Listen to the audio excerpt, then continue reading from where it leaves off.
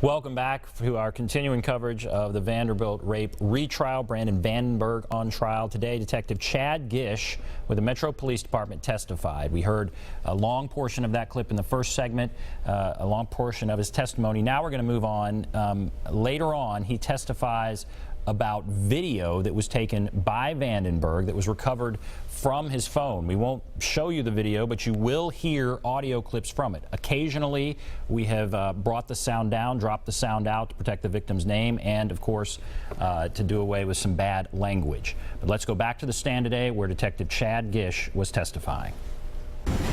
Detective Gish, if you could continue describing the information on this document. Right, and then so we see that the duration is 12 seconds and 753 milliseconds of that particular video. Then we go down and we see the recorded date right here. The recorded date says it was recorded on 6/23 of 2013 at 2:35 in the morning, and we already see the offset is provided on the phone, so that's the correct local time. It was taken at 2:35 in the morning on the 13th, which was just about 3 minutes before they walked into the room.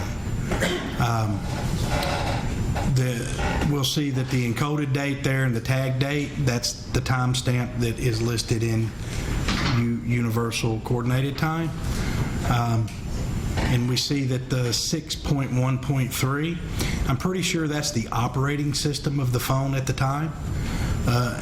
We can see that the make of the phone that created this video was an Apple, and the model of the phone was an iPhone 4S. Not only does the image file name fit in the sequence gap of the missing images from Vandenberg's phone, the make and model is the same exact as well.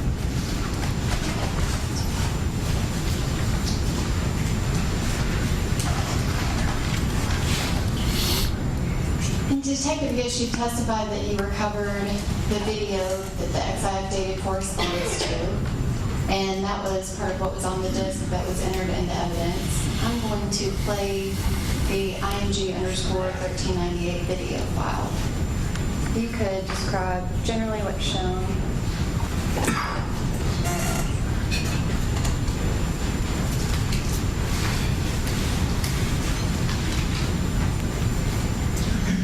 My phone.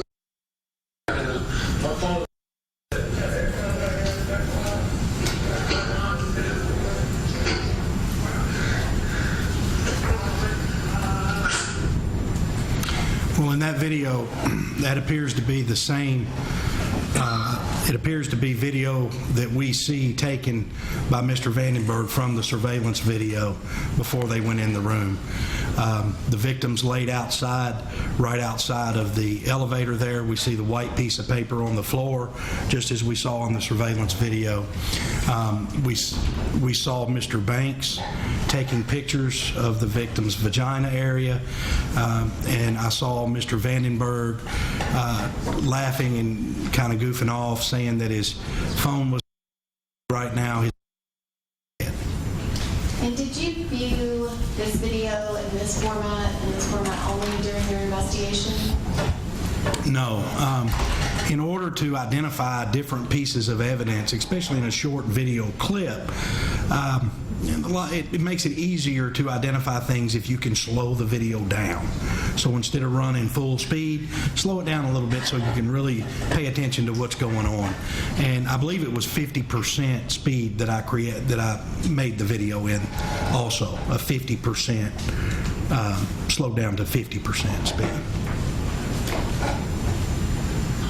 And Detective, I'm going to play the video as you just described it, 50%. Detective Gish, there's no audio. Could you explain that? Right. When I slowed the video down, it would, of course, slow the audio down as well, so we would get garbled. It basically sounded like Charlie Brown's teacher.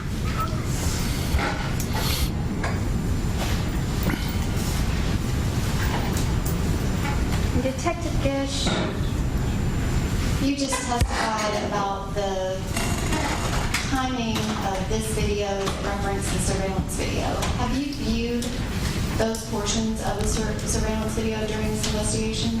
I have. I actually went through the surveillance video clip of what we see in that hallway and paused at a certain point, and it matches up exactly to the second of the time frame on the phone.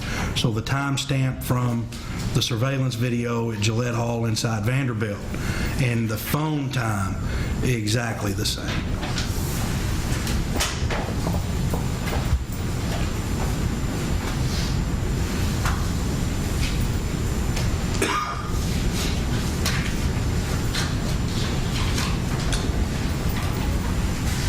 Detective Gish, I've just placed what has been entered as 41B on the screen. Could you describe what is shown here?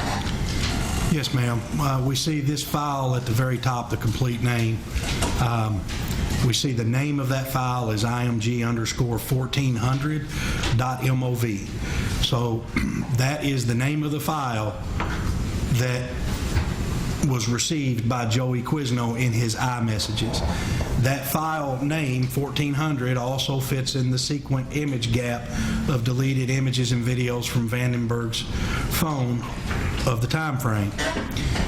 We can see that the recorded date on this phone, on this clip rather, is 6/23 of 2013 at 2:40 in the morning, just roughly 2 minutes after they walked into that room. We already know that the surveillance camera timestamp and the phone timestamp are precise. They're on. We see this is a 6-second, almost 7-second video, 6.9 seconds. It was also created from an Apple iPhone 4S. And Detective Gish, I'm going to play the corresponding video.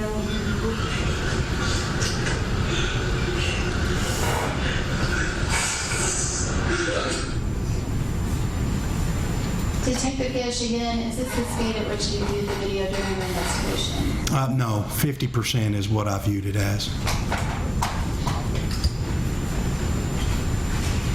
And on this video, we see Corey Beatty right there sexually assaulting and raping the anus of the victim. Right.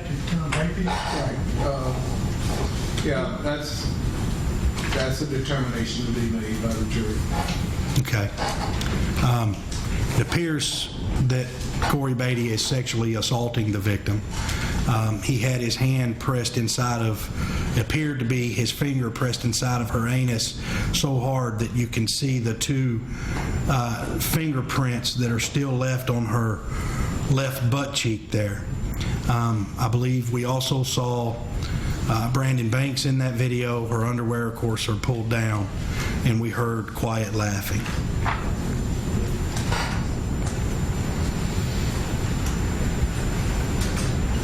Detective Gish, this is the third document of XIF data, which is 41C. Could you describe what is shown here? Yes, ma'am. Again, the file name of this video is on the right side. As with the other two, this was also recovered from Joey Quizno's iMessages from his MacBook Pro. The file name is img_1401.mov. It's a QuickTime movie. The file size is 6.9 meg. It is a longer video. This one is that 41-second video, 41.5-second video that we saw the thumbnail of. And it was recorded, again, roughly 2 minutes after they got into the room, 6/23 of 2013 at 2:40. And I had them enter in the room at 2:38 on the surveillance video. It was also taken from an Apple iPhone 4S. I'm going to play the third video file.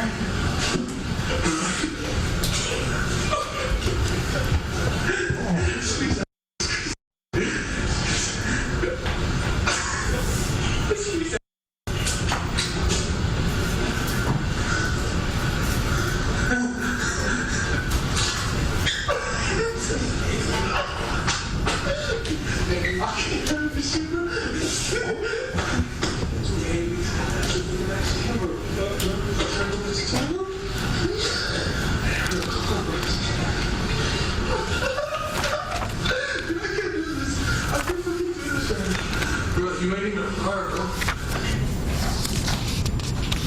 Detective Gish, again, did you view this video and slow down speed? Yes, ma'am. John, you object to being played at 50% Well, speed? yes, it's been played, so I think that's enough. Detective Gish, you viewed the video and the 50% speed, is that correct? Yes, ma'am.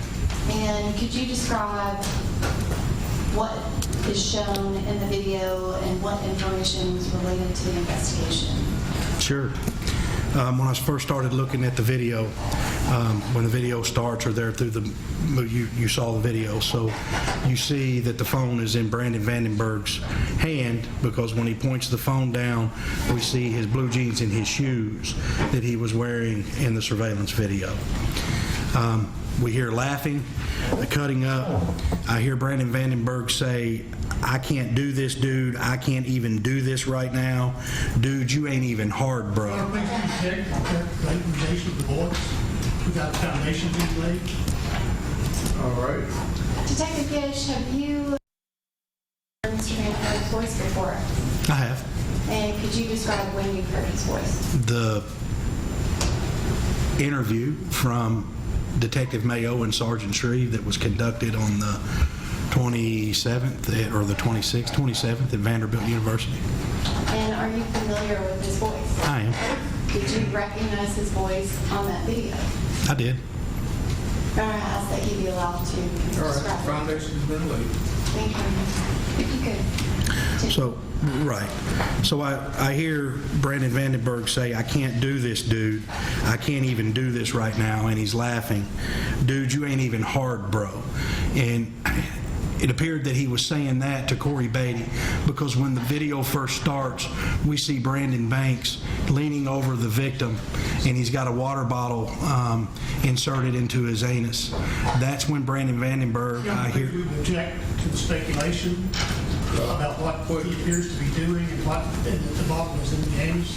Right. That is a determination for someone else to make. Not Right. the detective. You can say what appeared to be. It appeared that the bottle was in her anus when the video started, and Brandon Banks had his hand on the bottle, and Brandon Banks was twisting the bottle, what appeared to be twisting the bottle inside of what appeared to be her anus. And then I hear Brandon Vandenberg say, "Squeeze that, squeeze that," and then you see and hear Mr. Banks squeeze that bottle. After this, that's when the video camera pans around. You can see Vandenberg's pants and his shoes matched up from the surveillance video.